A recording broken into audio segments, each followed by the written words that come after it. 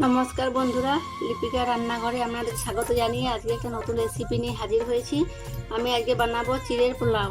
তো দেখুন, এখানে আমি চিড়ে নিয়ে নিচ্ছি 250 গ্রাম, কাজু কিশমিশ খেজুর, এখানে নুন হলুদ চিনি আর ঘি আছে। এখানে আমি চিড়েগুলো ভেজে নেব। 5 মিনিট ভালোভাবে নেড়ে নেব। এখানে আমার চিড়েগুলো ভাজা হয়ে গেছে, আমি এরপর তুলে নেব। চিড়েগুলো আমি অল্প পরিমাণ জল দিয়ে ভালোভাবে ছেঁকে নেব।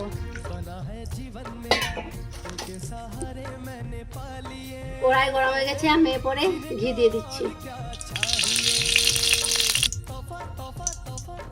কাজু কিশমিশ খেজুর ভালোভাবে ভেজে নেব। এরপর ভিজিয়ে রাখা চিড়েগুলো দিয়ে দিচ্ছি।